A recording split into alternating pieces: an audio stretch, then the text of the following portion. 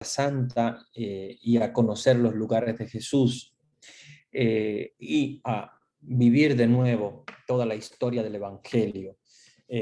Ya la vez pasada abarcamos toda la Galilea, vimos los lugares más importantes de Jesús. Recuerden que hablamos de la Caná de Galilea. Hablamos también de Cafarnaúm, que es un lugar sumamente importante. Hablamos también de todos aquellos lugares de la Galilea que son, digamos, la huella de Jesús. Entonces, vamos ahora a adentrarnos más específicamente en Jerusalén.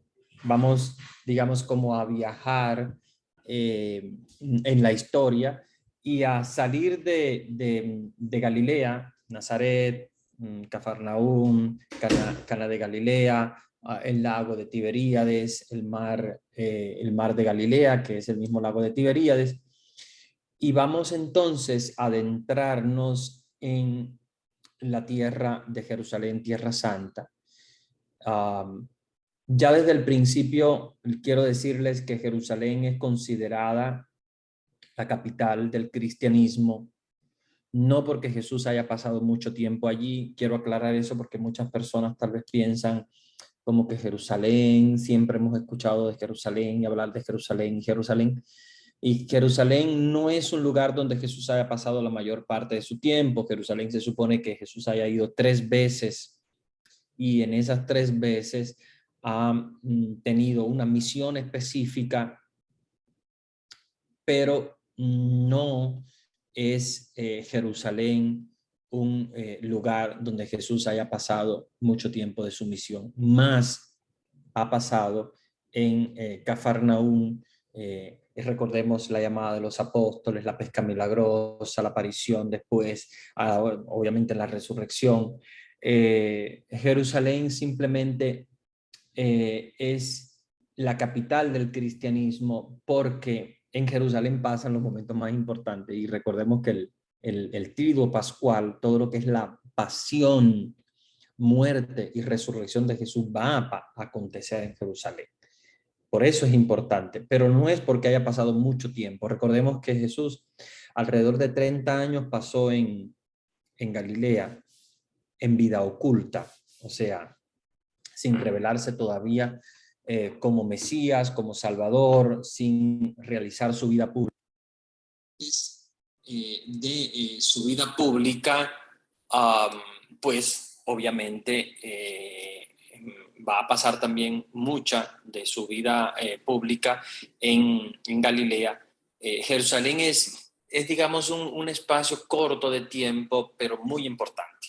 ¿Ya? Es como cortito, pero muy concentrado porque los misterios más importantes van a acontecer en Jerusalén. Quería decirles eso porque tal vez alguien piensa como que, oh, Jerusalén, Jesús tuvo mucho tiempo en Jerusalén porque siempre hemos escuchado y todo lo más importante ha acontecido ahí.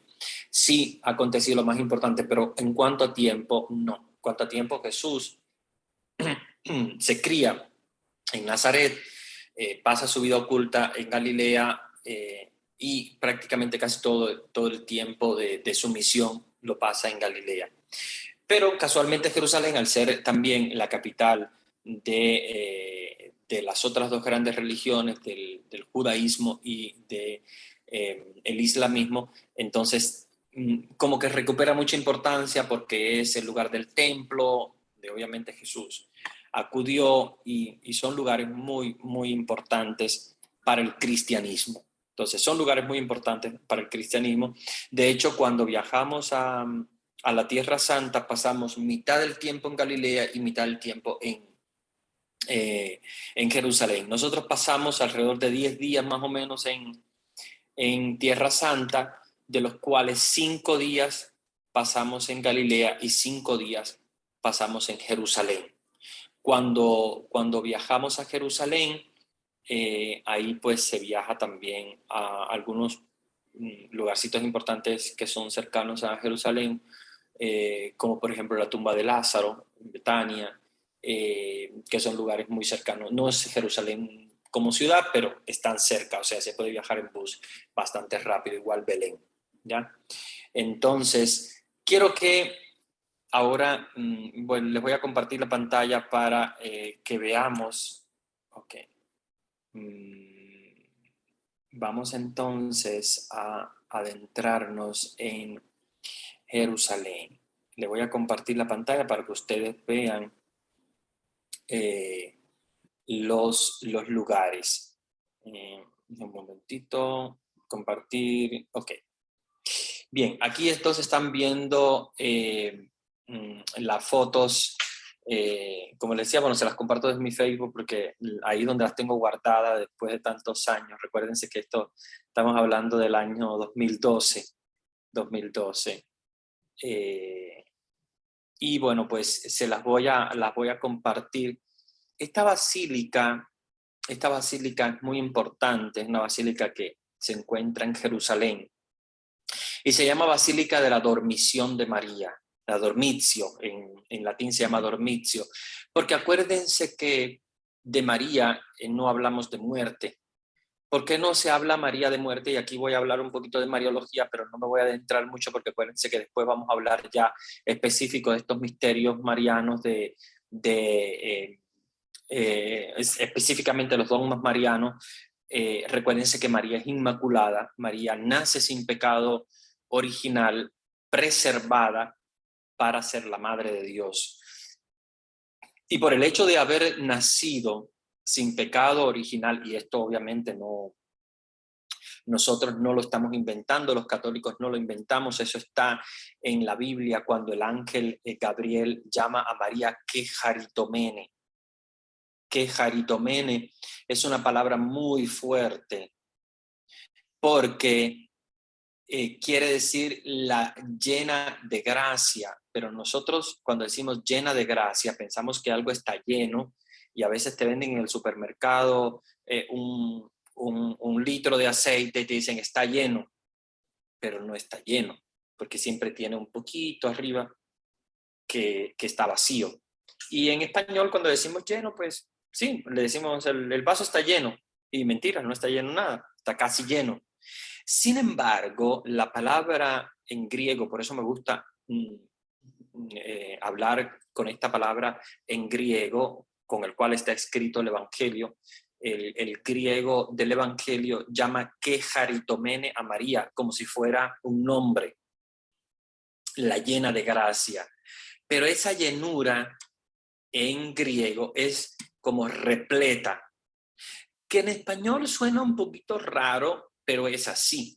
Si vamos a buscar el significado de quejaritomene en griego, quiere decir repleta de gracia, que no le ha quedado ninguna parte donde la gracia no la haya inundado. Por lo tanto, no es lo mismo cuando decimos en español está llena de gracia, no, es como si fuera repleta, que no le cabe más nada que no sea gracia. Por eso me gusta la palabra quejaritomene, quejaritomene. Jaire María quejaritomene, dice Gabriel. Y Gabriel dice quejaritomene porque precisamente él ha sido enviado por Dios a comunicar un mensaje que es teológico. Es un dogma, es una creencia. Creemos firmemente que María ha sido llenada, repletada completamente de la gracia de Dios.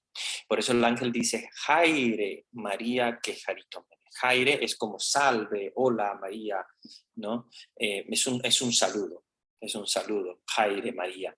Es como un saludo, ¿verdad? Que decimos a María. Nosotros lo traducimos, bueno, a la hora de componer el Ave María, Dios te salve María, decimos, pero en realidad lo que le dice el ángel no es Dios te salve, porque obviamente ella ha sido ya salvada por Dios, no necesita ser salvada absolutamente, ya ha sido salvada completamente por Dios por el hecho de haberla engendrado llena de gracia, repleta. Entonces, lo que le dice Gabriel es Jaire María, que jaritomene, o sea, es salve María o hola María, llena, repleta de gracia. Por eso es que ella se asusta porque ella no entiende quién es no entiende por qué la está llamando llena de gracia, porque obviamente ella se siente que no tiene mérito ninguno desde el punto de vista humano, y de hecho, el ser llena de gracia no es un mérito de María desde el punto de vista humano, es un deseo de Dios que la ha querido preservar antes de nacer.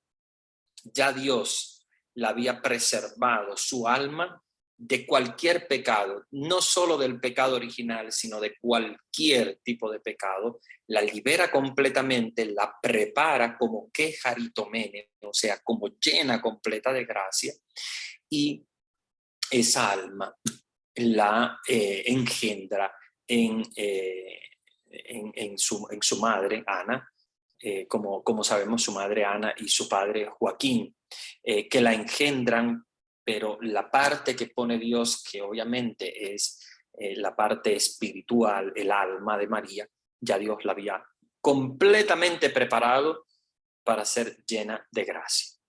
Entonces, ¿por qué les he dicho todo esto? Para poder entender por qué hablamos de la dormición de María y no hablamos de la muerte de María. No hablamos de muerte absolutamente.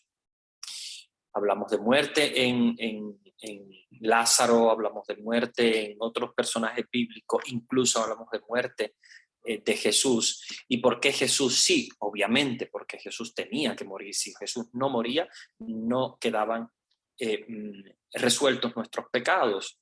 Como dice la Biblia, tenía que morir uno, el justo, por los pecadores.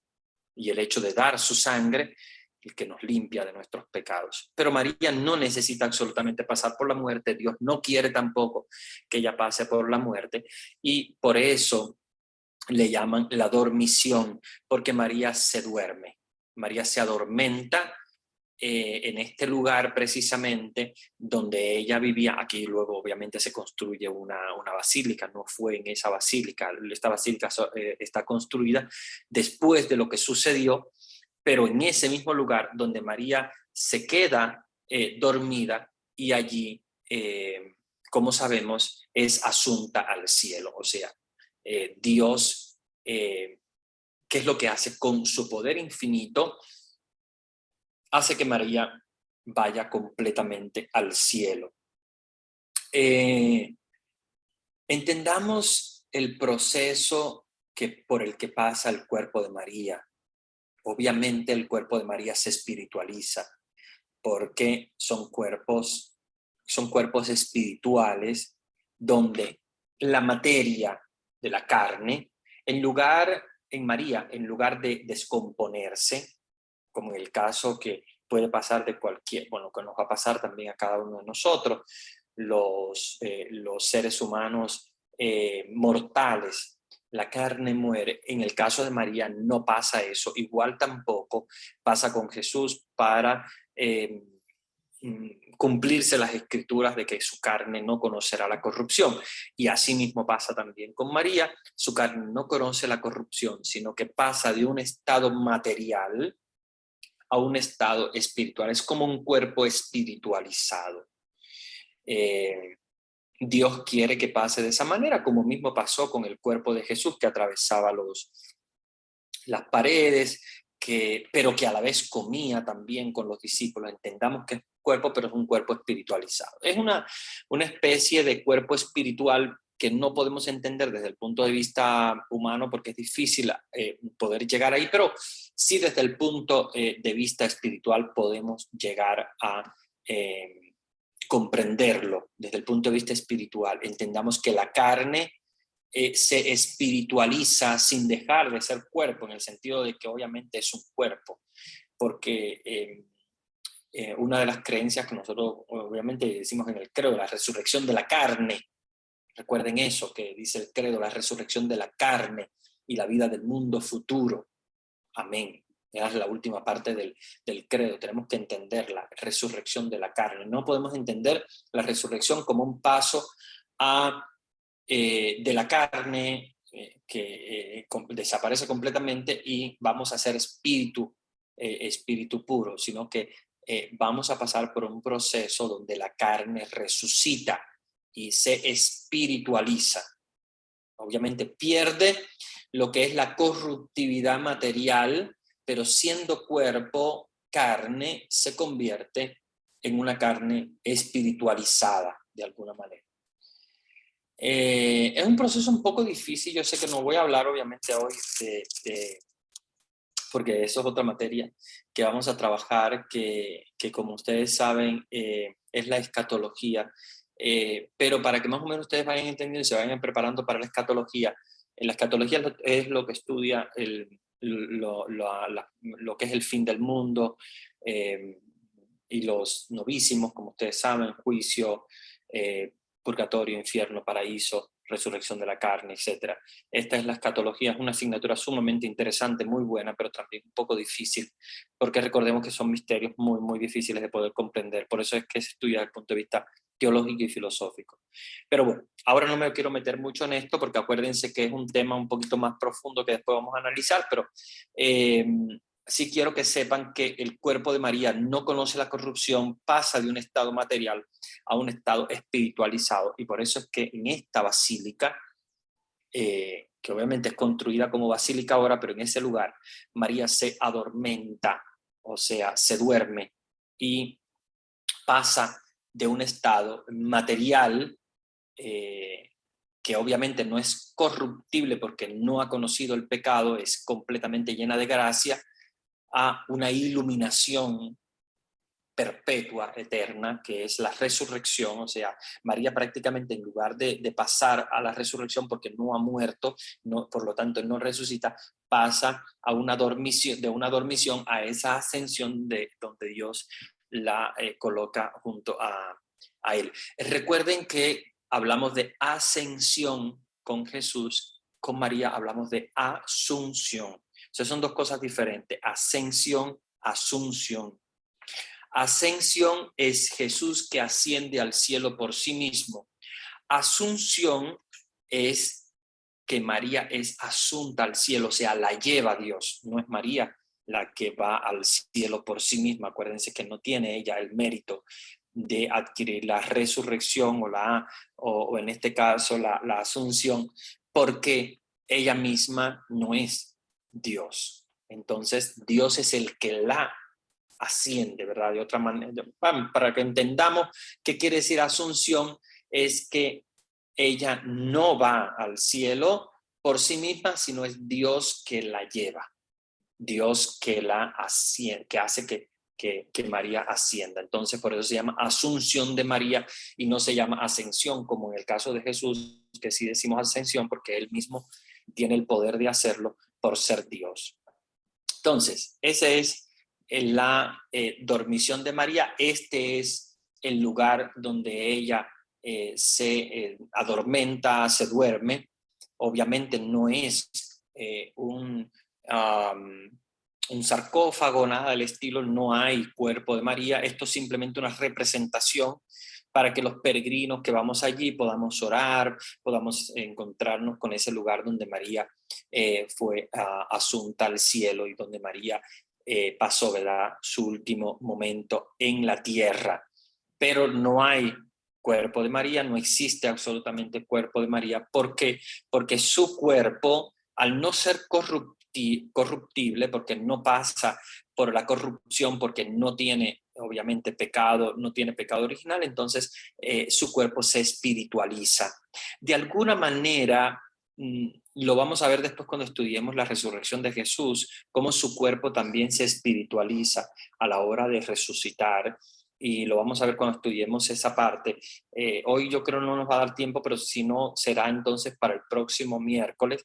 Yo les voy a traer ese tema y vamos a hablar sobre esa espiritualización del cuerpo de Jesús, que es lo mismo que pasa con María. Pero en este caso, obviamente, María lo hace a través de Dios, o sea, desde fuera, no como Jesús. Jesús es desde dentro, es como una explosión. en la resurrección de Jesús se da como una explosión que los científicos narran como una superenergía pero una cosa súper astronómica, una cosa que obviamente no existe sobre la Tierra, y los protones y todos los componentes del núcleo, de los átomos, de la carne de Jesús, para que ustedes vean, cuando estamos hablando de esto, estamos hablando de los componentes más mínimos, que ni siquiera en un microscopio se pueden ver, o sea, es más chiquito, tendría que verse en un especial microscopio electrónico para poder ver el átomo. Todos esos átomos adquieren una energía sumamente grande y cada partícula del cuerpo de Jesús se espiritualiza y desde dentro como que explota y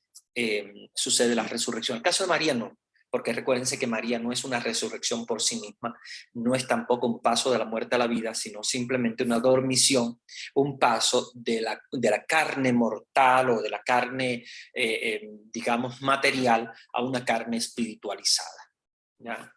No es mortal porque obviamente recordemos que María no conoce la mortalidad, la muerte.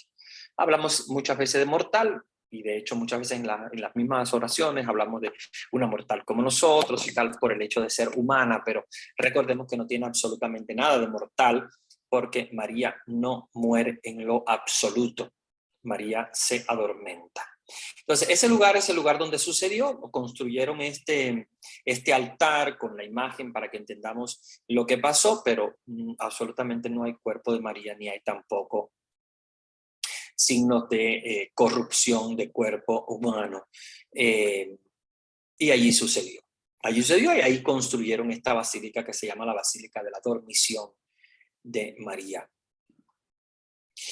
Aquí es otra vista también, pero la misma de la Dormición de María. Es una foto que yo saqué para que veamos también otro ángulo. Es un lugar sumamente hermoso, es un lugar muy espiritual, de oración, una basílica sumamente hermosa, preciosa.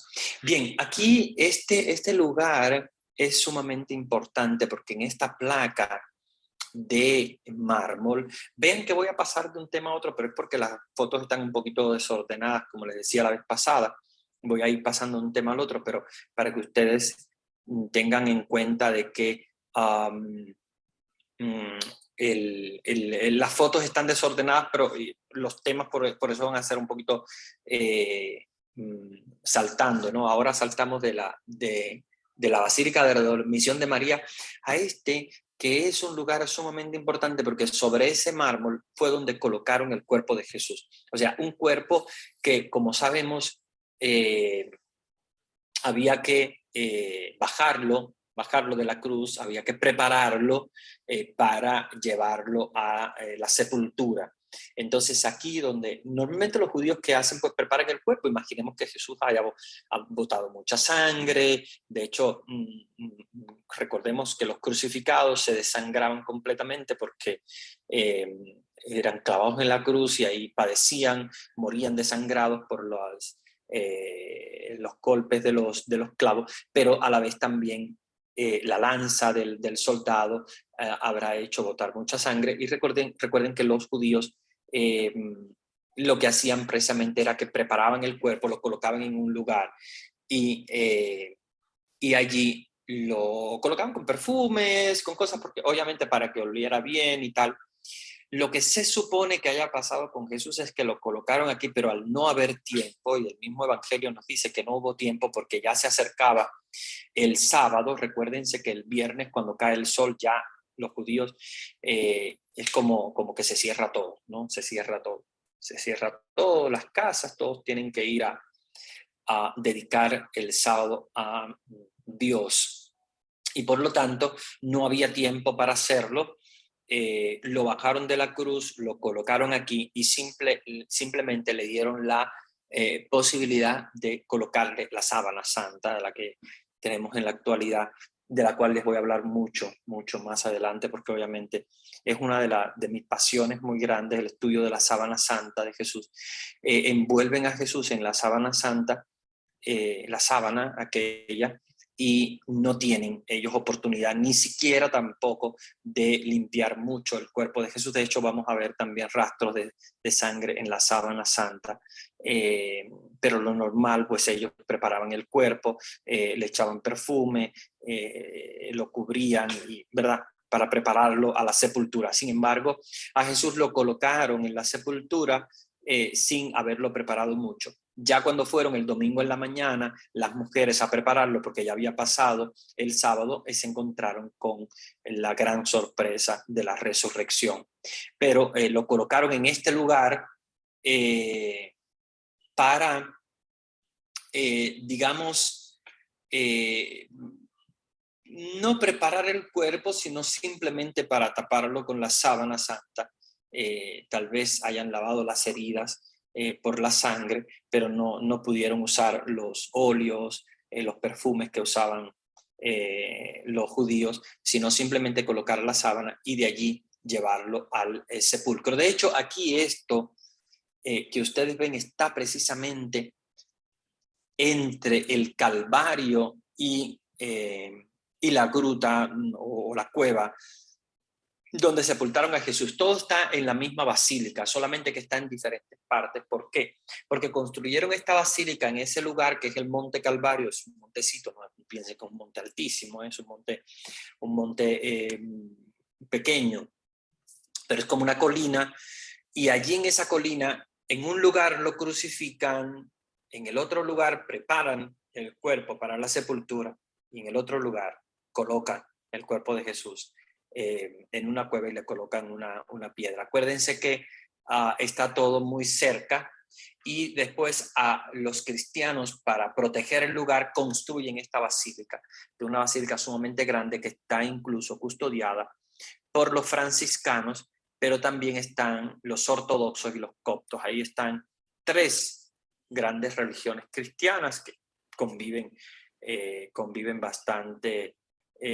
bastante bien, aunque hay momentos en los cuales es un poquito difícil porque cada uno tiene su espacio, y a veces cuando hay que hacer limpieza, recuerdo yo un año donde hubo un poquito algún altercado especial con las otras religiones que están también digamos que en la misma basílica, ¿verdad? Porque es grande. Y allí están los franciscanos, que representan a la Iglesia Católica, pero también están los ortodoxos y está la Iglesia Copta, que son iglesias milenarias que nacieron junto con nosotros. Recuérdese que en el principio éramos uno solo, solo que después hubo diferencias, sobre todo con algunos papas y obviamente algunos de estos obispos excomulgaron al papa desde su posición como obispo, y entonces hicieron estas religiones, ¿no? Se excomulgaron ambos. El papa excomulgó al patriarca de Constantinopla, y el patriarca de Constantinopla excomulgó al papa en una discusión, y de ahí se creó entonces la Iglesia ortodoxa. Pero éramos uno solo desde el principio. Solo que hubo ese altercado y esa división, entonces la Iglesia Católica Romana, por eso se llama Católica Romana, siguió obedeciendo al Papa en Roma, y la Iglesia Ortodoxa al Patriarca de Constantinopla, que de hecho es el sucesor de Andrés, del apóstol Andrés, del apóstol San Andrés. Bueno, vamos entonces a pasar a la siguiente. Aquí precisamente es el lugar donde entramos en el Santo Sepulcro. Van a haber muchos candelabros, van a haber muchas representaciones, porque acuérdense que hay también otras religiones, están los ortodoxos. No sé si llamarle otra religión, no es en realidad otra religión, otra iglesia, vamos a llamarle, porque en realidad es la religión cristiana igual que nosotros, pero es otra iglesia, otra denominación, que como les decía, desde el principio éramos uno. De hecho, ellos son sucesores del apóstol San Andrés, y bueno, la Iglesia Católica Romana desde el principio es sucesora del apóstol San Pedro en Roma. Entonces, no hay mucha diferencia, simplemente son cuestiones muy, muy, muy cortitas doctrinales. Por eso a mí me gusta pues llamarle iglesias diferentes, pero es una misma religión, que al principio era una misma iglesia, pero después situaciones que después vamos a estudiar en historia de la iglesia, se hace esa división. Ahí entonces van a ver los candelabros que son muy propios de los ortodoxos, y aquí, como ven, donde está entrando es una entrada a la cueva donde fue sepultado Jesús y donde ocurre la resurrección. Es un lugar sumamente impresionante. A mí me encanta ya entrar solamente en esta parte que es la antesala de la cueva. Este pedacito es la antesala de la cueva, es, digamos, la parte de adelante, todavía no se ha entrado, no he entrado a la cueva. Esta parte ya es impresionante, recibes una energía súper, súper emocionante, fuerte, porque sientes la presencia del resucitado allí en ese lugar. Y hay que bajar la cabeza porque es un lugar bien pequeñito, porque recuérdense que es una cueva donde ponen una piedra, pero no piensen que es algo grande, tal vez en las pinturas se ve como grande, como el tamaño de un humano, pero no, hay que inclinarse bastante porque es un lugar bastante chiquito, es una cueva muy pequeña donde cabe prácticamente un cuerpo, y el hueco delante que fue tapado por una piedra, no se piensen que es una roca como a veces vemos en películas o eso, muy grande, sino que es algo bastante pequeño, simplemente para tapar la cueva y resguardar el cuerpo de Jesús. Y bueno, pues esa es la historia que ustedes conocen del Evangelio. Este es el lugar, sin embargo, por eso voy a saltar un poquito porque, como les decía, las fotos no están tan seguidas. Este es un lugar sumamente sagrado porque este es el lugar donde colocaron la cruz. Este es el lugar donde colocaron la cruz. Este es el Monte Calvario. Obviamente hay construidos alrededor cosas de mármol y tal, pero el lugar precisamente debajo donde yo estoy ahí besando es, eh, el lugar donde colocaron la cruz, es el pico del monte donde fue, el Monte Calvario, donde fue colocada la cruz de Jesús. Es un lugar sumamente impresionante, es un lugar muy hermoso, porque precisamente, como les decía, debajo de esa tapa de mármol que protege los lugares sagrados, está el lugar donde colocaron la cruz de Jesús. Son lugares muy emocionantes. Cuando uno llega, siente toda esa presencia de Jesús, toda esa presencia de Dios en esos lugares, y es muy emocionante, muy bonito poder acudir a él. Es un momento también de oración, de plegaria, porque te conectas directamente con lo que pasó en ese momento y en este lugar, pues eso que aconteció de la crucifixión es impresionante. Para poder llegar aquí hay que hacer una fila larguísima, porque acuérdense que aquí también vienen los ortodoxos, vienen coptos, vienen católicos de todo el mundo, y hay que hacer, para poder dar el beso, imagínense, hay que esperar mucho, mucho tiempo en una fila larga, eh, porque hay que ir pasando uno a uno. Es un lugar, una capillita hermosa, chiquitita, chiquitita, que está, imagínense, le voy a hacer más o menos la idea para que ustedes tengan una idea así más o menos clara.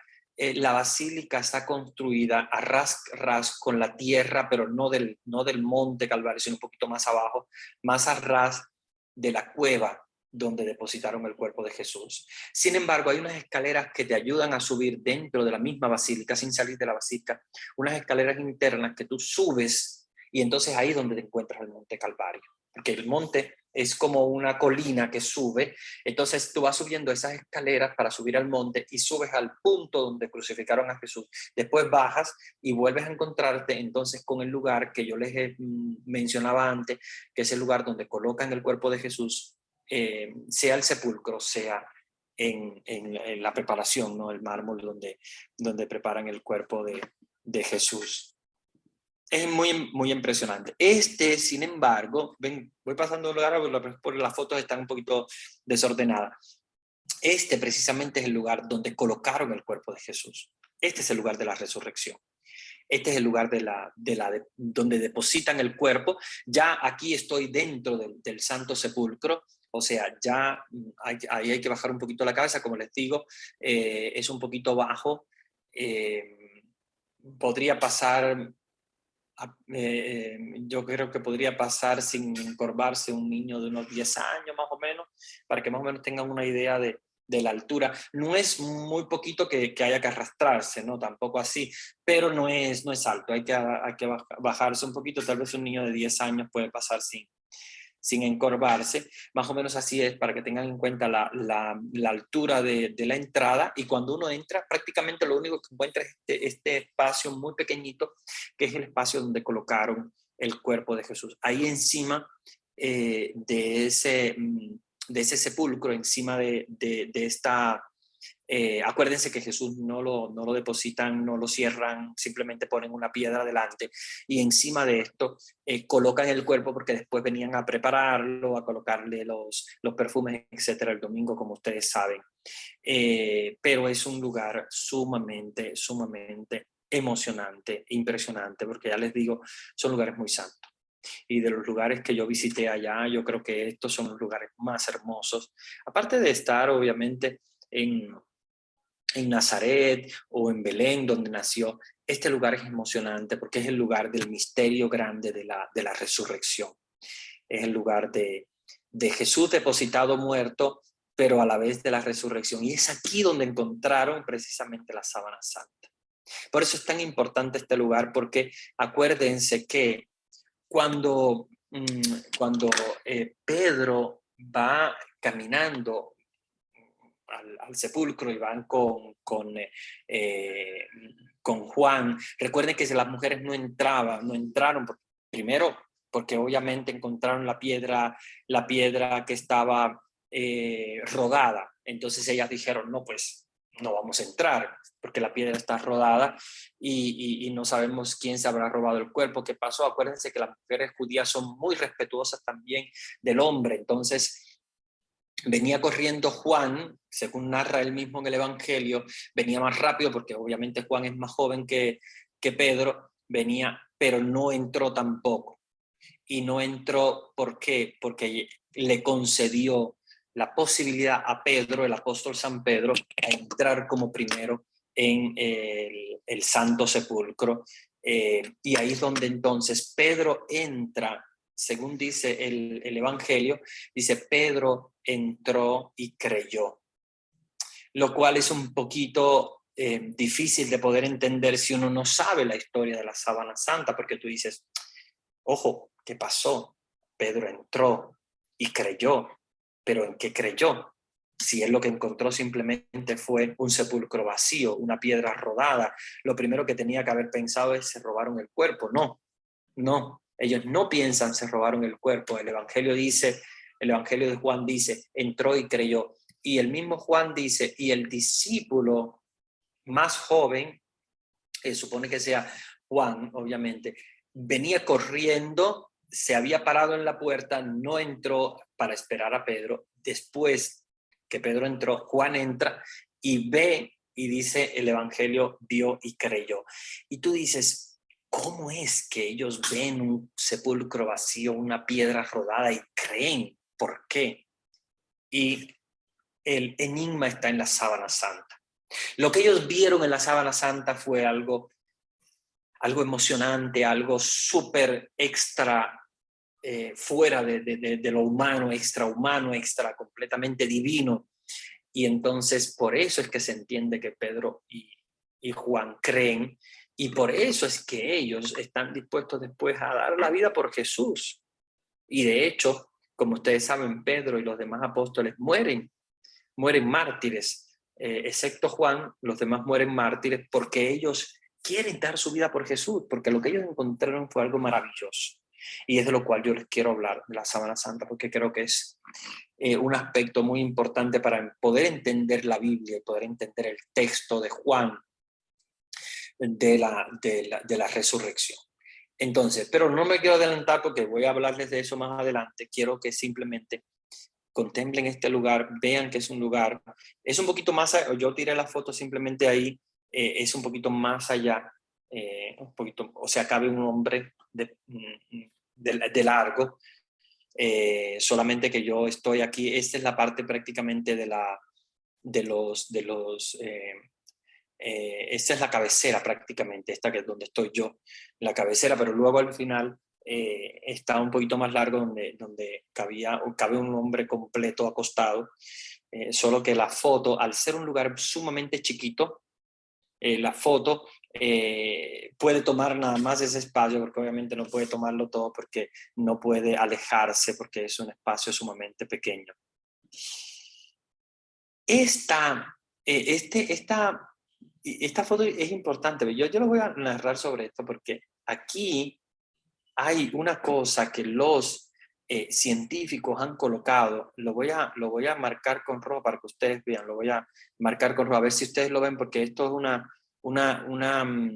roca dentro de la misma basílica. Miren, esto es un medidor científico que está colocado allí entre una roca y la otra. Voy a dibujarle. Es una misma roca, pero una roca que se ha roto. Es una roca que se ha roto. Como ustedes verán, la rotura empieza aquí arriba, va bajando, y aquí abajo se hace más grande la rotura, al punto de hacerse, miren cómo se hace de grande la rotura aquí abajo ya. Pero hay un medidor aquí arriba entre un espacio chiquitito de roca y el otro. ¿Saben qué es eso? Ese es un medidor que ponen los científicos, los sismólogos, para medir la intensidad de un terremoto.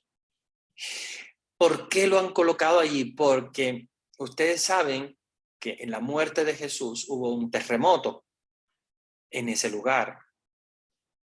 Se nos dice que el velo del templo se rompió, se nos dice que las rocas caían. Bueno, pues precisamente esta es una imagen de cómo se abrió, pero esto es muy cerca del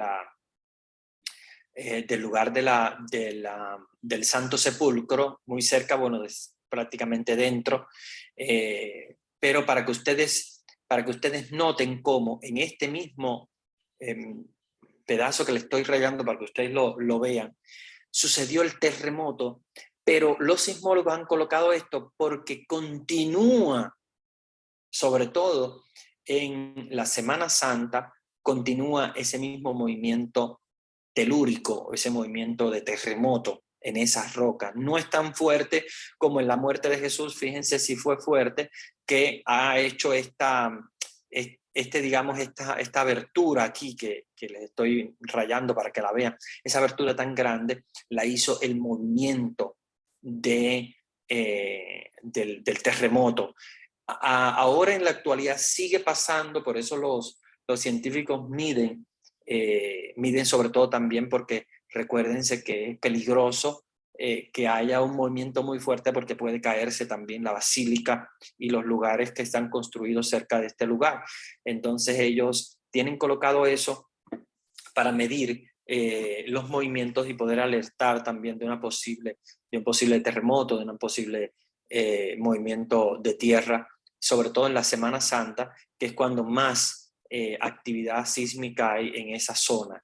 Entonces, para que ustedes vean cómo el terremoto, voy a borrar, bueno, para que vean cómo el terremoto de la muerte de Jesús dejó esa huella. Ustedes pueden visitarlo, el que va a Tierra Santa puede visitarla. Esto es simplemente una puerta de cristal donde puedes ver hacia adentro, obviamente no puedes tocar ni nada porque eso es parte de estudios, de los científicos, pero sí se puede ver a través de ese cristal y se puede ver también el medidor de los movimientos telúricos. Pero esto es para que ustedes se den cuenta cómo la resurrección la muerte de Jesús fue tan poderosa que, como sabemos del mismo Evangelio, produjo un terremoto, un movimiento de tierra muy fuerte. Aquí estoy saliendo de la capillita que es la antesala del Santo Sepulcro. Ahí celebramos también la misa. No crean que esa puerta es la puerta del Santo Sepulcro, no, esa es la puerta a una capilla que es la antesala del Santo Sepulcro. Detrás de esa capilla, entonces está la puertecita chiquita que ya entonces nos permite la entrada al Santo Sepulcro. Ahí celebramos la misa, tuvimos la oportunidad de celebrar la misa. Tuvimos que celebrar la misa a las 4 o 5 de la mañana, no recuerdo, pero sí nos tuvimos que levantar sumamente temprano, porque recuérdense que los peregrinos vienen visitando ya a partir de creo que de las 6 de la mañana se abre y los peregrinos pueden pasar a ver y cuando celebramos la misa se cierra completamente el paso a los peregrinos. Por eso es que tuvimos que levantarnos, creo que nos levantamos como a las 4. Me da la impresión que celebramos la misa a las 5 de la mañana, creo que sí.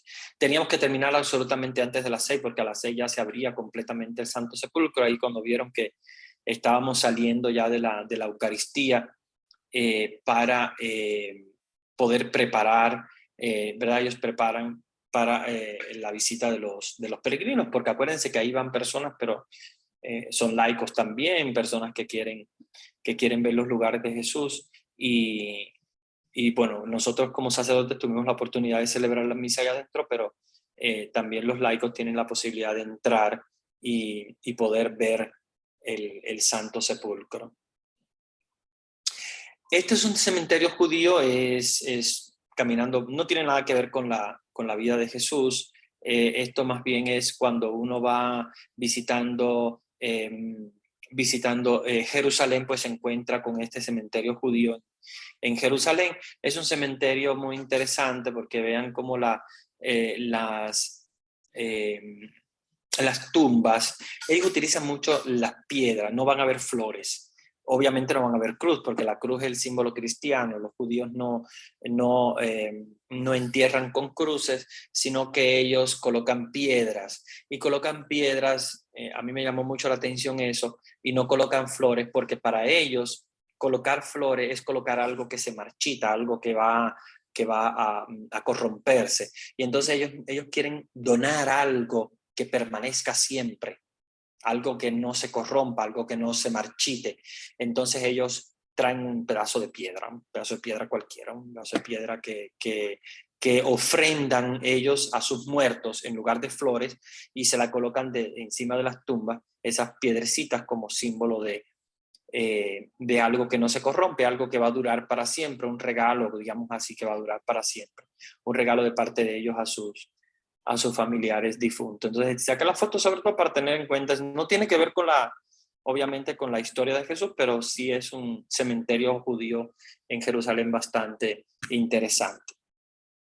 Miren, este lugar es muy, muy bonito también. Este lugar es una colina interesante donde Pedro negó a Jesús, donde canta el gallo. De hecho, no sé si logran percibir encima de la foto, encima ya donde está la columna, encima de la columna ven que hay un gallo. Eso es obviamente una escultura, pero es simbolizando esto es romano, que le pregunta a Pedro, ven acá, tú no eres uno de ellos, y los que están allí también que le preguntan a Pedro, bueno, 3 veces que le van a preguntar, y Pedro que niega a Jesús. Entonces ese es el lugar de la traición. Es un lugar muy, muy impresionante también, muy importante, sobre todo porque pertenece a la historia de la salvación, para que nosotros también podamos comprender cómo la, la historia la historia de la salvación tiene cosas bonitas como el sepulcro, hermosas como el nacimiento de Jesús, pero tiene también aspectos, digamos, tristes, como es la traición de Pedro. Es triste, pero a la vez es importante, porque a través de la traición, Pedro reconoce, porque acuérdense que después de la traición llora amargamente, como dice el Evangelio. Pedro reconoce la importancia que tiene el martirio. Y él estaba tratando de decir, no, yo no soy de ellos, yo no los conozco, para evitar correr con la misma suerte que corrió Jesús, o sea, ser crucificado también, o de alguna manera pues ser procesado. Sin embargo, después no, ya después que él se da cuenta de esa traición que él hace, del cumplimiento de esa profecía que le hace Jesús, de que antes de que el gallo cante me habrás negado 3 veces.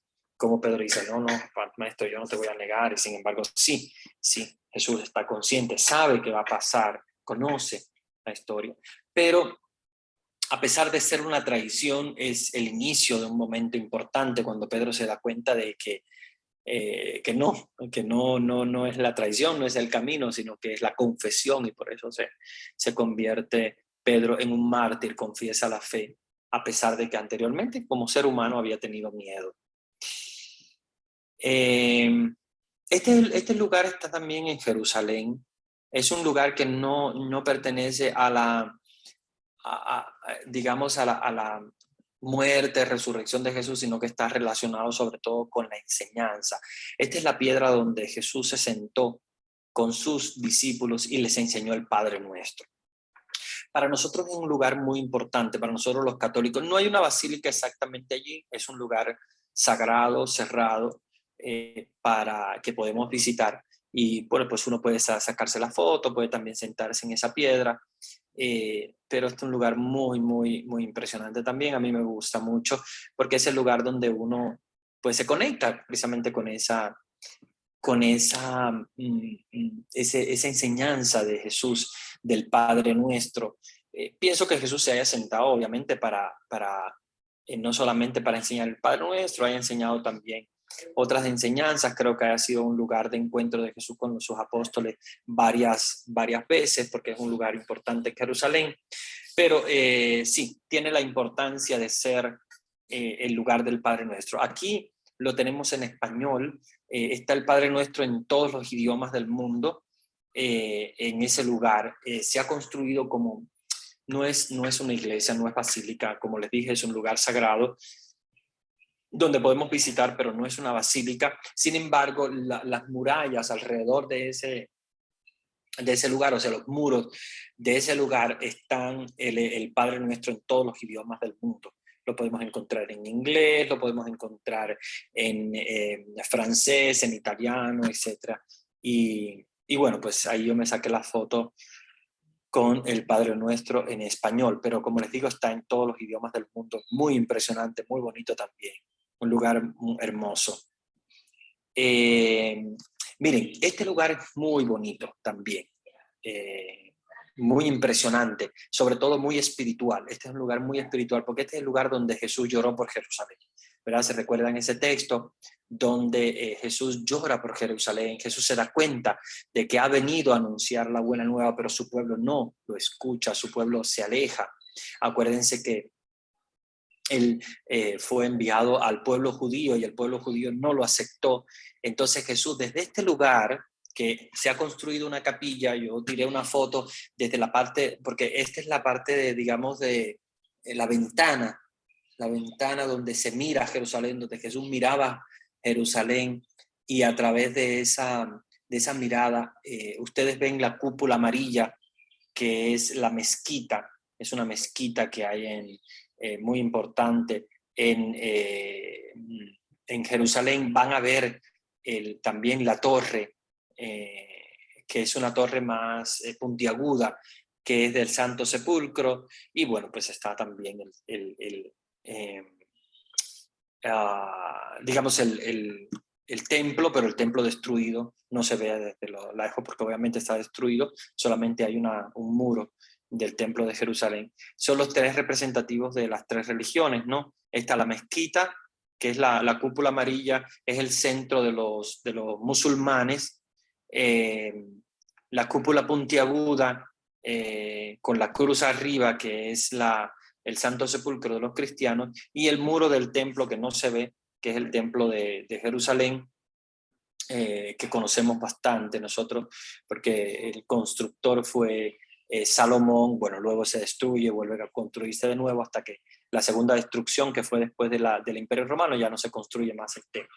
Ya ellos lo que van a construir los judíos son sinagogas, pero ya no van a construir más el templo. Pero sí está también en Jerusalén el templo. De ahí se ve entonces esa vista hermosa de Jerusalén, donde Jesús mira, contempla Jerusalén y llora por ella. Llora por Jerusalén.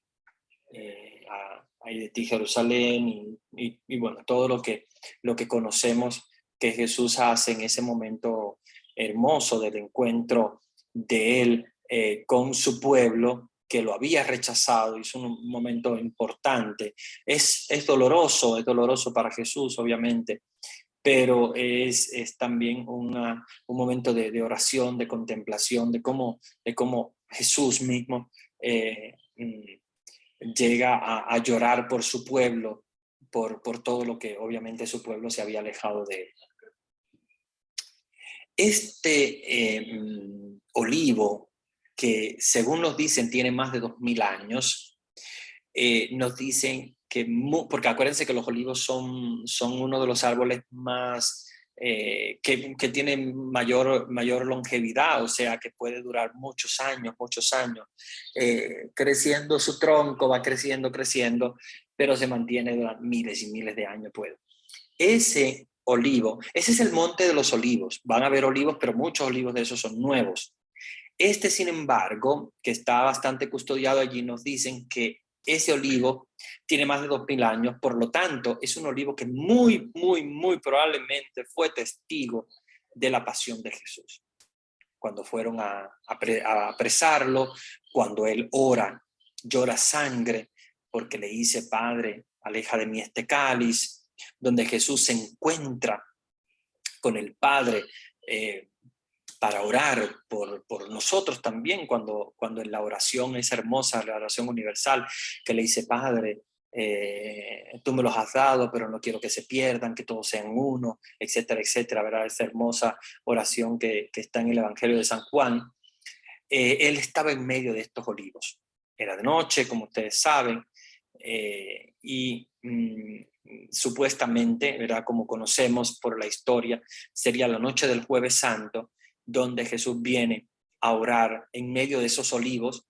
Como les digo, la mayoría de esos olivos son nuevos, son olivos más modernos, que se han plantado ahí en ese huerto que existía como huerto de los olivos, pero se supone, según los científicos, que tiene más de 2000 años, por lo tanto, muy probablemente estuvo bien cerquita este olivo del Maestro cuando oró en la noche del Jueves Santo.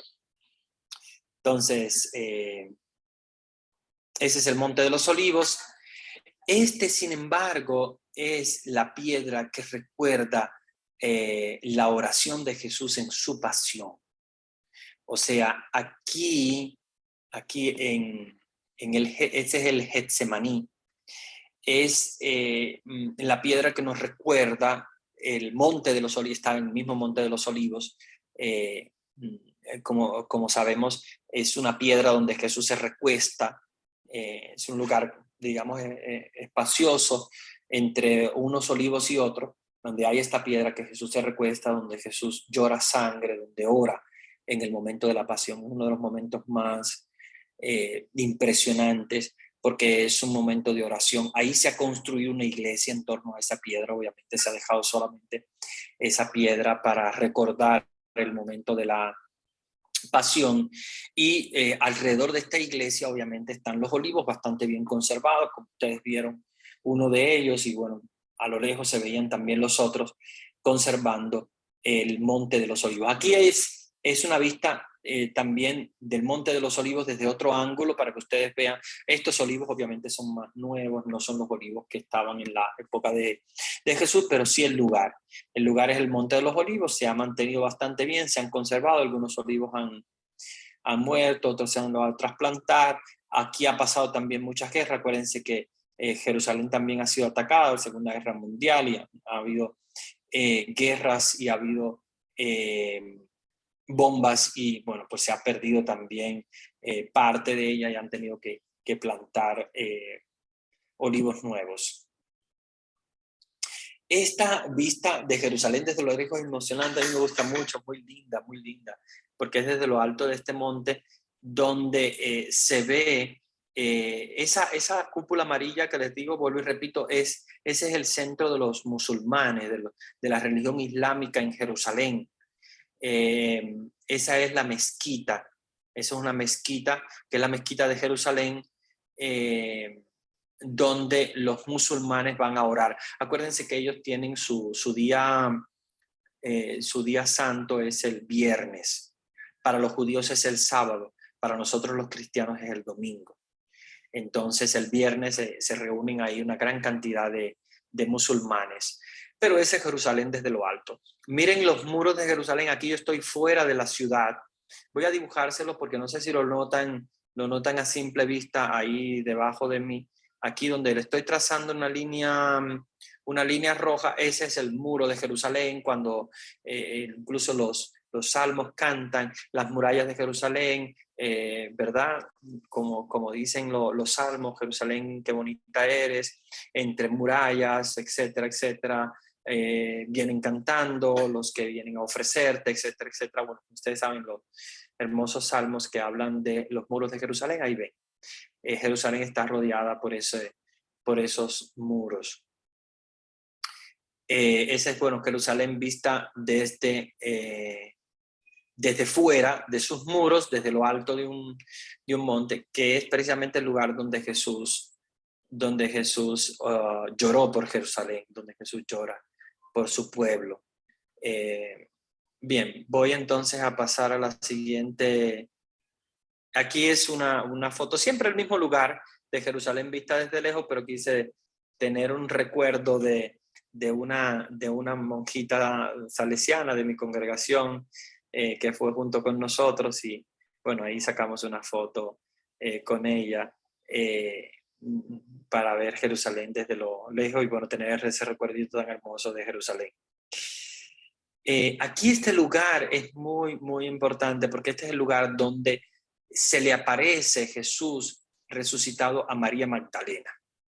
Es un lugar muy cerca del sepulcro, pero como ustedes saben, es un lugar un poquito espacioso. Obviamente se ha construido una basílica y está dentro de esa basílica ese lugar, pero es el lugar, hay un cuadro, bueno, para representar el maestro resucitado que se aparece a María Magdalena. Recuerden, ¿verdad? Como dice el maestro, que le dice María, María, y ella le dice Rabuní, maestro, ¿verdad? Porque se da cuenta de que es Jesús, solamente que lo había confundido con el ortolano, y así las apariciones de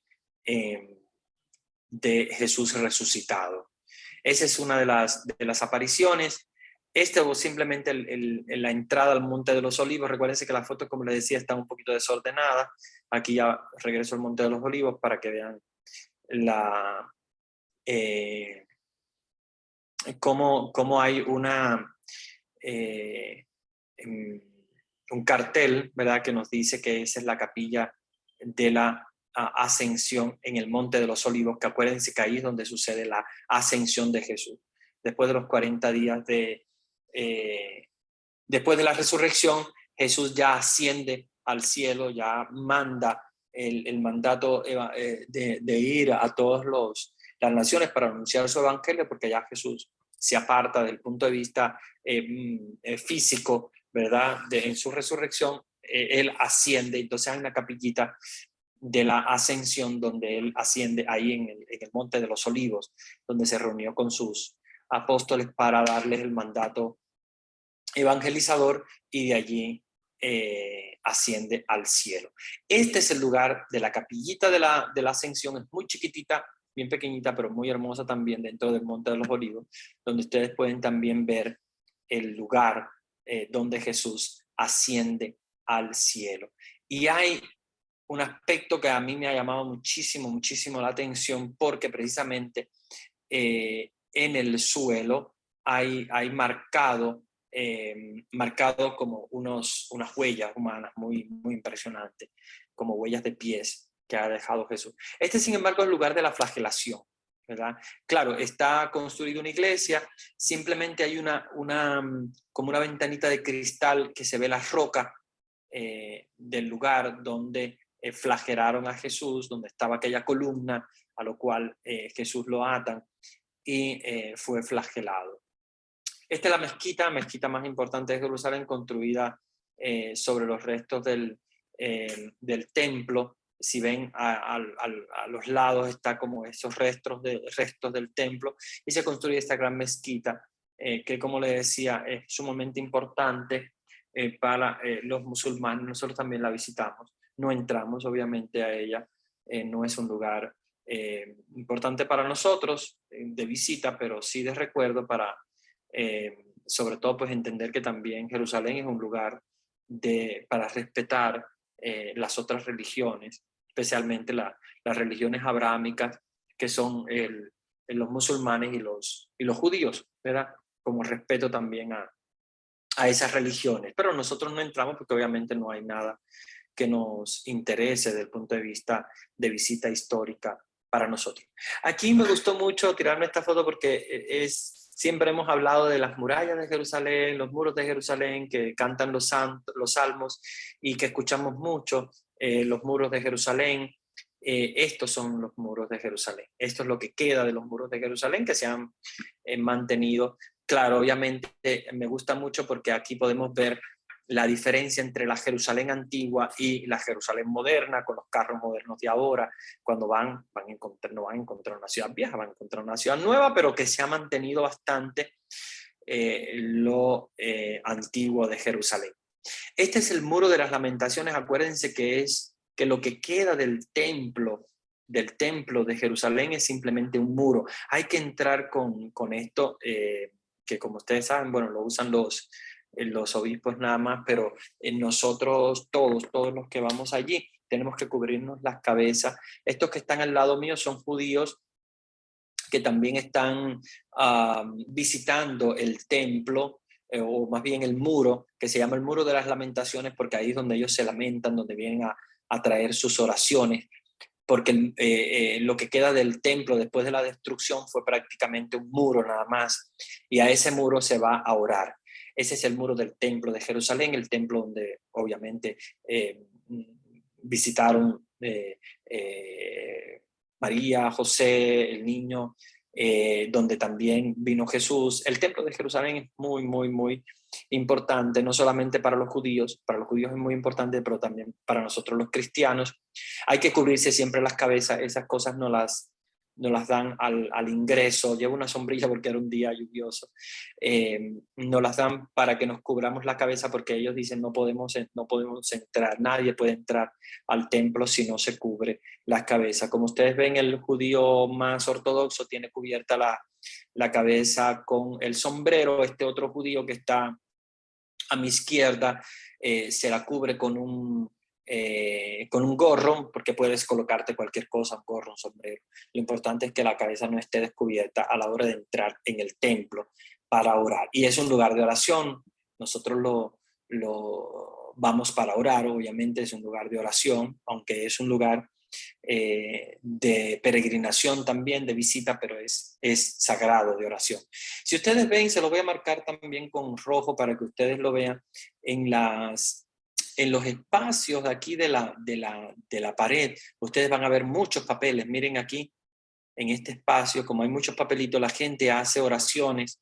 Miren aquí abajo también, al lado de mi sombrilla, como también la gente ha colocado papeles. Ellos colocan papeles porque son oraciones. El Papa Juan Pablo II, como ustedes saben también, al visitar, colocó también su papelito en los muros de Jerusalén. Siempre son intenciones de oración. Cuando uno tiene algo por lo cual orar, pues coloca un papelito allí como recuerdo de esa oración que hizo y como colocando esa intención en las manos de Dios.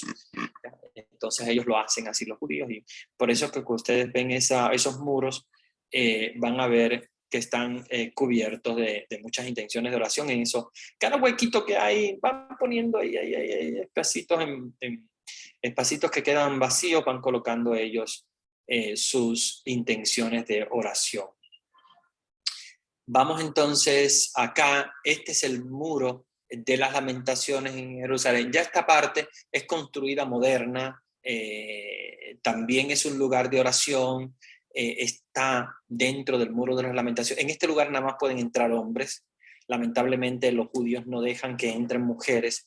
Ellas pueden entrar al muro, pero a otra parte del muro, no precisamente donde está el altar del antiguo templo, sino casi la parte de atrás del muro. No sé si yo tengo alguna foto de eso. Sí sé que tiré la foto, pero no sé si la publiqué en Facebook, pero sí tiré una foto donde se ve el muro dividido en la parte donde están las mujeres y donde están los hombres, porque la parte donde están las mujeres es la parte de atrás del templo, una parte chiquitita, y la parte donde están los hombres es la parte más grande del templo, que es esta donde yo entré. Ahí nos dividieron al grupo, las mujeres entraban a otra parte y nosotros los hombres pudimos entrar a esta parte que es la parte más central del templo, pero eso es una costumbre judía y hay que respetar. Ah, bueno, sí, miren, en la foto que les decía, aquí ven la división de ese muro que ellos han hecho, que es obviamente una mampara de plástico, creo que es, o de madera. Ellos la han colocado. Ven que el templo solamente tiene una pared, no tiene techo porque está destruido completamente, se ve el sol entrando por arriba, no tiene techo absolutamente. Ven cómo la parte de los hombres es más grande y la parte de las mujeres es más chiquita. Ven, yo se los voy a colocar aquí, se los voy a dividir en rojo para que ustedes lo vean. De ese muro para allá, todo esto es la parte de los hombres, ¿ven? Donde pueden entrar los hombres y ahí están los hombres orando. Este es el muro, este que le estoy marcando de rojo es el muro. Ellos rezan de frente al muro. Ese es el muro que queda porque atrás no queda ya más nada y arriba no queda techo ni nada.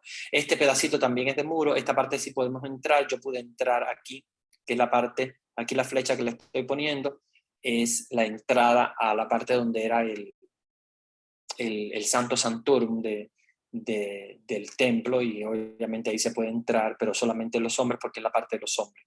Y vean cómo la parte de las mujeres es una parte un poquito más chiquita y están solamente las mujeres. Ahí están divididos, los hombres y las mujeres de esta parte de acá, que le estoy marcando en rojo en mi pantalla. Les estoy marcando toda la parte que pueden entrar las mujeres a esa parte, que es la parte de ellas.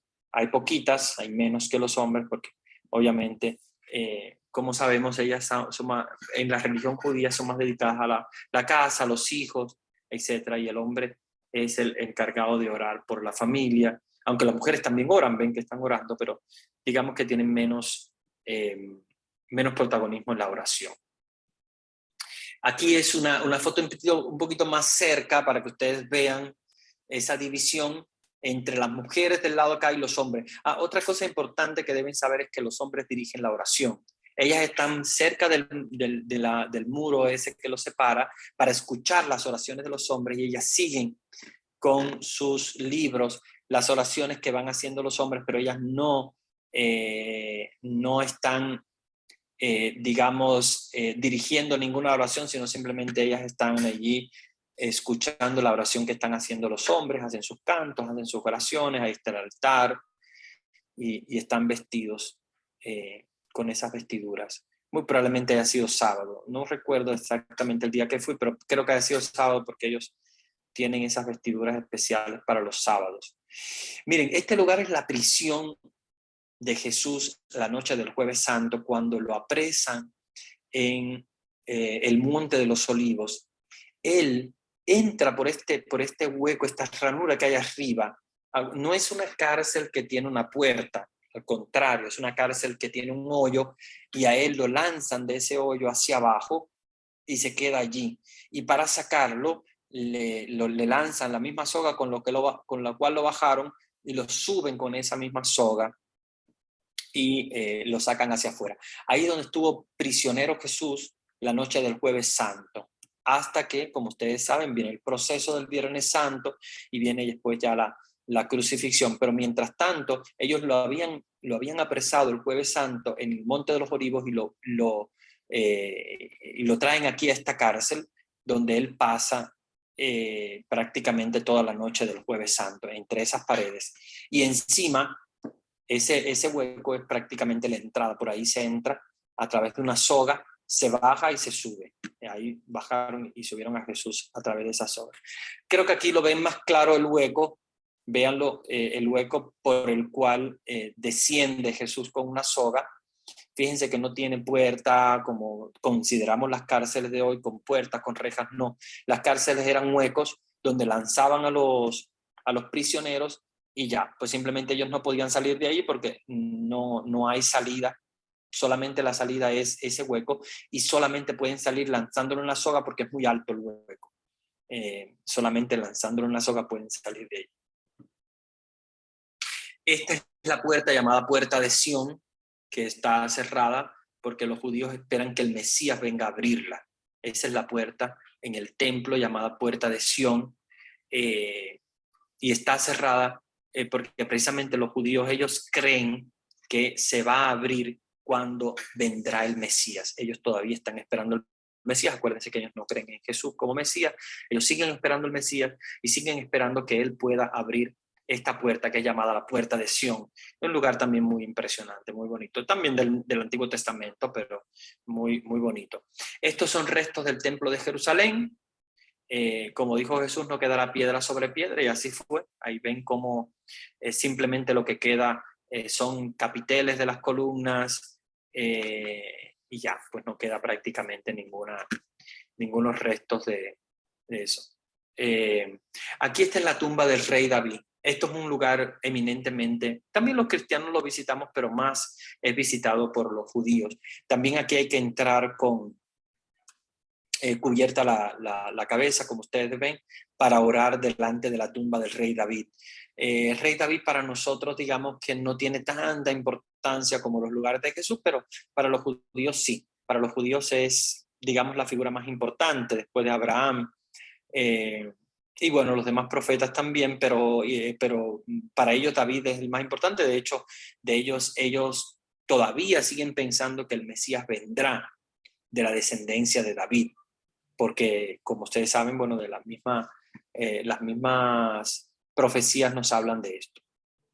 Este es el cenáculo. Yo esperaba más chiquito el cenáculo, que el cenáculo es el lugar donde Jesús cena con los apóstoles en la noche del Jueves Santo. Sin embargo, es un lugar bastante amplio. Se ha construido también una iglesia allí, muy hermosa. Ese es el cenáculo. Ahí pasaron dos cosas importantes. Ahí Jesús cenó con los apóstoles, pero ahí también los apóstoles se reunieron después de la resurrección y ahí ocurrió la venida del Espíritu Santo en Pentecostés. Entonces ese lugar es muy, muy importante. Ustedes ven que vienen muchos peregrinos, hay laicos, hay monjas, hay sacerdotes, vienen muchos a visitar el cenáculo. Es un lugar de oración muy hermoso. Yo esperaba algo más chiquito, pero recuérdense que ese lugar, la iglesia después lo agranda.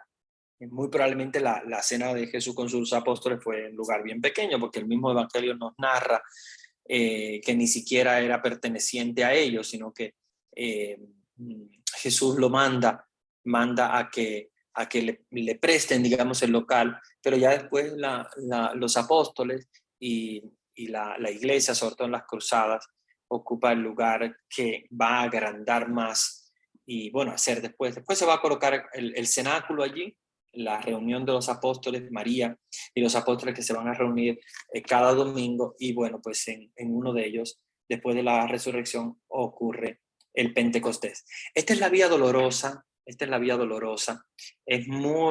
ahí está en árabe, primero arriba está en hebreo, en el medio está en árabe y debajo está en español. La Vía Dolorosa es la vía por la cual pasa Jesús con la cruz.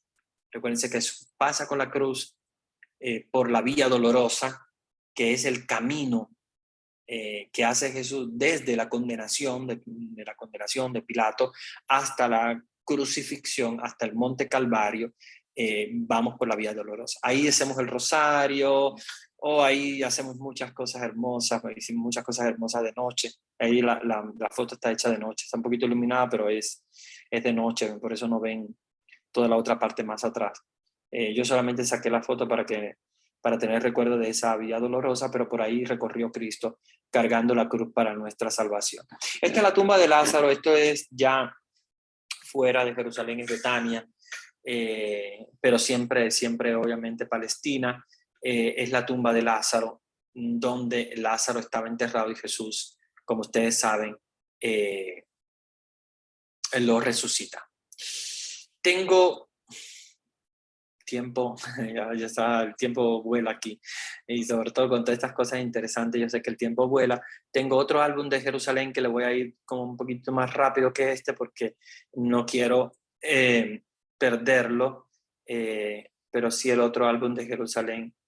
A mí me parece que no, en realidad ya he cubierto todo porque el otro álbum prácticamente lo que tiene es las mismas imágenes del anterior. Sí, yo pensaba que eran otras fotos diferentes, pero no. Sin embargo, son las mismas de Jerusalén. Sí, son las mismas que le presenté de Jerusalén. Entonces, hasta aquí quería comentarles, ¿verdad? Y presentarles toda esta, todos estos lugares que son tan hermosos. Si ustedes tienen la posibilidad de ir, vayan. Yo sé que es caro, como la otra vez les dije, yo sé que muchas iglesias organizan y cuando organizan, muchas veces lo hacen, tal vez no tienen mucho conocimiento de a dónde lugares ir y entonces les cobran muy caro y tienen que poner caros los pasajes porque tal vez no compran en compañías baratas o algo así o no conocen lugares baratos para poder hospedarse y por lo tanto suele salir muchas veces muy caro, pero sé que hay otras que tienen mucha experiencia en esto y hacen viajes mucho más baratos. Si pueden hacerlo, si pueden, como digo yo, pues ahorrar como de centavo en centavo o de dólar en dólar o lo que sea que puedan ahorrar, háganlo. Es un lugar impresionante, emocionante poder llegar a todos esos lugares.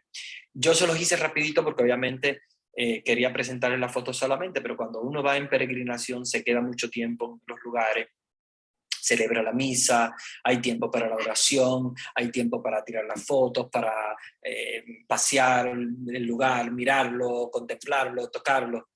Y todo eso yo creo que es importante. Es importante porque nos narra la historia de la salvación, la historia de Jesús. Y vamos a entender mejor la Biblia cuando ya vemos esos lugares. Si yo, por ejemplo, les digo, Jesús se reunió con sus apóstoles para la última cena, ustedes dicen, oh, el cenáculo, lo recuerdo de esta manera y tal. O ustedes dicen, por ejemplo, no sé, Jesús enseñó el Padre Nuestro, ya recuerdan haber visto la piedra, haber tocado la piedra, haber estado en el lugar del Padre Nuestro. Si yo les narro y les digo, se recuerdan del sepulcro, cómo llevaron a Jesús después para enterrarlo, ¿no? Del Monte Calvario, y ustedes piensan que fue muy largo. No, ahí lo pueden ver, el lugar de la crucifixión realmente es un lugar sumamente corto, lo habrán hecho ellos apenas 20, 30 pasos para poder llegar al sepulcro que ya, como ustedes saben, el Evangelio lo dice, estaba allí y José de Arimatea ayuda en ese proceso y bueno, mucho más entendible cuando uno ve, cuando uno palpa, toca, está en ese lugar. Yo sé que ahora mismo no hemos hecho un viaje material al lugar, pero hemos hecho un viaje espiritual, porque con esta foto yo creo que también ustedes han viajado espiritualmente, viendo las fotos, viendo los lugares, se han conectado también, yo pienso, con estos sentimientos del cristiano que descubre los lugares de Jesús, que son lugares muy importantes, sumamente importantes, por todo el cúmulo tan grande de experiencia teológica y espiritual que tiene. Entonces, nada, simplemente quisiera dialogar con ustedes, si tienen alguna pregunta que hacerme, algún comentario que quieran. Voy a trabajar con En el ustedes. chat hay Estaba una pregunta, pensaba empezarlo Andresito. hoy, pero sé que no me iba a dar tiempo porque tenía todo lo otro que también es mucho como contenido. Pero me queda para la próxima clase, voy a hablarles de la Sábana Santa. Y es muy importante. Miren, les voy a compartir la pantalla solamente para darles, digamos, en Italia dicen un antipasto, que es como la entrada. Antes de comer, uno siempre pica unos pedacitos de jamón, unos pedacitos de queso, pero esa no es la comida, eso es el antipasto, sería como la entrada. Les voy a dar una entrada, pero no quiero hablar de eso ahora porque yo sé que va a ocupar mucho tiempo, pero les voy a compartir la pantalla para que vean lo que les tengo preparado. Tengo preparado una presentación sobre la sábana santa de Jesús. donde vamos a ver muchas cosas importantes y vamos a ver cómo este santo lienzo que tiene grabado el cuerpo de Jesús tiene un misterio muy grande, muy grande. No se los adelanto porque son 47 diapositivas. Voy a dejar de compartir la pantalla, pero vamos a trabajarlo el próximo, ya el próximo encuentro, que es el miércoles que viene, donde vamos a trabajar la resurrección de Jesús.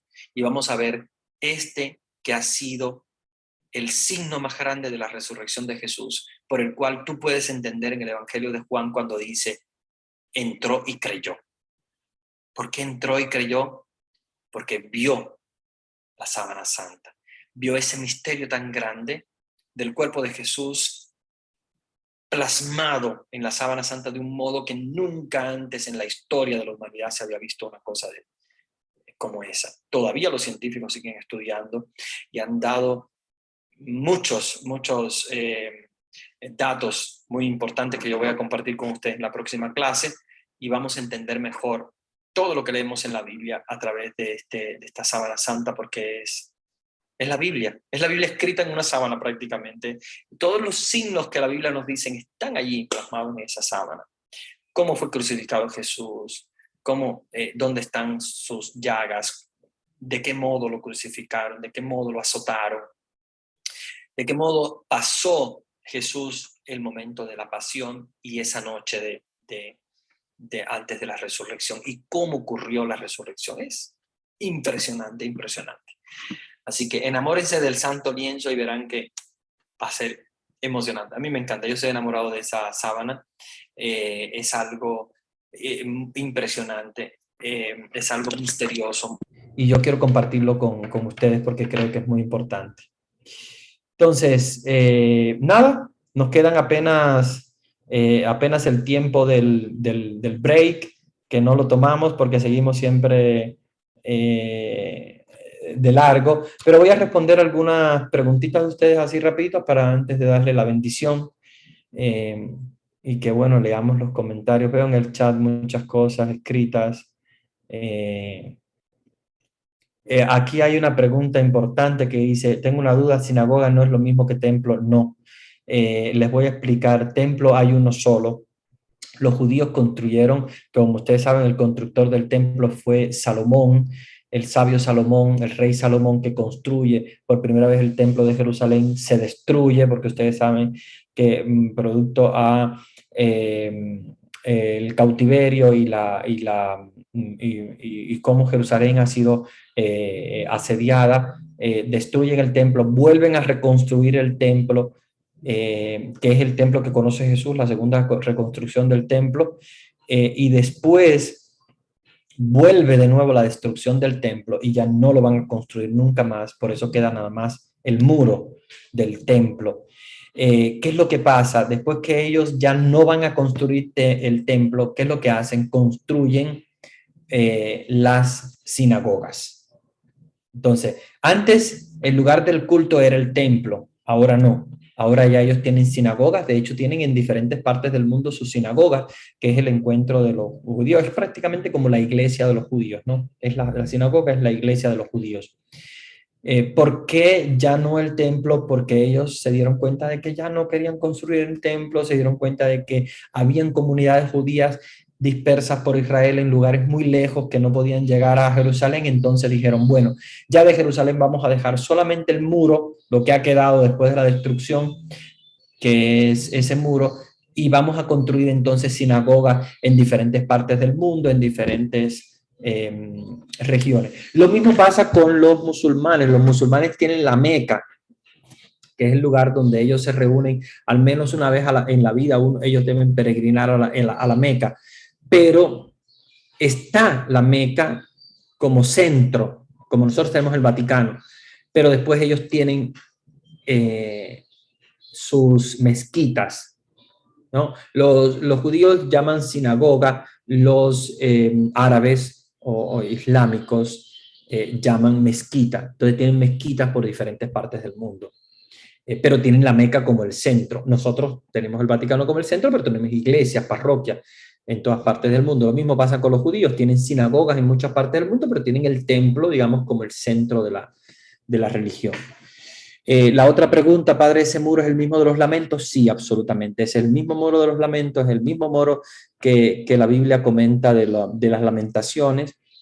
¿Por qué los lamentos? Porque ellos se lamentaban de la destrucción del templo y ahí se lamentaban y por eso se llama lamento, porque lamentaban que les habían destruido su templo y que les había quedado prácticamente nada más una pared, un muro. En realidad no es una sola, son dos, pero bueno, hay una que es la principal y después la otra que ustedes vieron que hace ángulo, pero ya no hay techo, no hay más nada, no hay más nada, solamente un muro.